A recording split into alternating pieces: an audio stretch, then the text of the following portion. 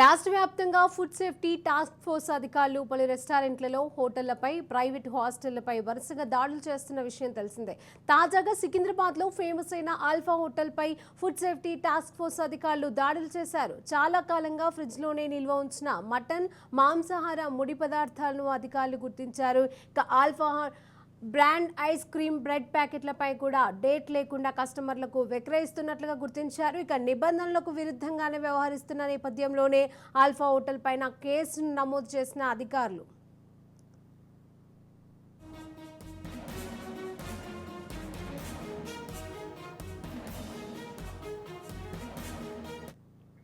మరోవైపు Sandarshini hotel, Raj bar and రెస్టారెంట్లలో తనిఖీలను చేశారు. అపరిశుభ్రంగా ఉన్న కిచెన్, సింథటిక్ ఫుడ్ కలర్స్ వాడుతున్నట్లుగా గుర్తించారు. ఇక రూల్స్ కు వ్యతిరేకంగా నడుపుతున్న రెస్టారెంట్లపైన చర్యలు తీసుకుంటామని అధికారులు ఈ సందర్భంగా హెచ్చరించారు.